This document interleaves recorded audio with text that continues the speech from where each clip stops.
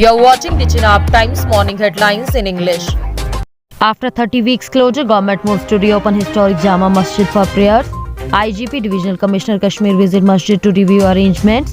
The government is mulling to reopen the historic Jama Masjid in Old City area of Navhata, Srinagar for mandatory congregational prayers. Highway reopens after massive landslide in Udhampur. Two-way traffic on Thoroughfare today, says officials.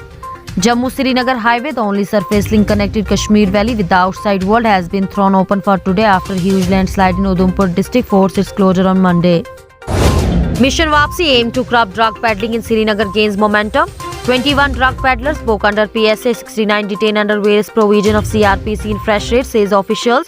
Intensifying and continue raids at the hotspot of drug peddling and drug abuse under Mission Waapsi. The District Administration Sringar launched a massive crackdown on drug peddling and drug abuse by conducting raids across Srinagar City to curb the menace of drugs and to break the supply chain in the district. Army apprehends Pak residents in Mankot sector. Indian Army said that it's apprehended a 27-year-old resident of Pakistan and administered Kashmir from Mankot sector along line of control in Poonch district. Anonymous hacker group targets Russia state media over Ukraine invasion. Hacker group Anonymous claimed responsibility for disrupting the work of websites of pro-Kremlin Russia media in protest of the invasion of Ukraine. Russian shelling kills 11 civilians in Ukraine's second city Kharkiv, says report. At least 11 civilians have been killed in Russia's shelling on Ukraine's second most populated city Kharkiv on Monday, the regional governor said, adding dozen more had been injured. 49 school teachers conferred with National ICT Awards. Union Minister of State for Education Annapurna Devi today presented the National ICT Awards to 49 teachers across the country.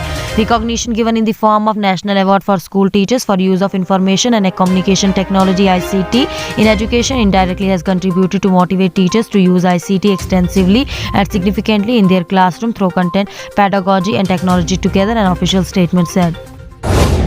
South Korea's national metaverse project backs $223.7 billion Korea won in government funding. South Korea is planning a fully functional metaverse ecosystem aimed at supporting digital worlds to cooperate and content in the country. The Ministry of Science, ICT and Future Planning of South Korea has allocated 223.7 billion Korea won, roughly rupees 1,400 crore towards the Government Office National Metaverse project. The metaverse is a virtual world where people can work and socialize as digital avatars. The sector has been stirring major intrigue among many nations and companies of late. PM Modi clears India's humanitarian aid for Ukraine to be dispatched today. India will send relief supply to Ukraine tomorrow to help those stranded at borders of the war-torn country. PM Modi, who chaired a meeting today evening, gave his green signal to the humanitarian aid supply to Ukraine. This after Ukraine made a special request to India for humanitarian aid. PM Modi said that India's gesture is guided by the motto of the world being in one family.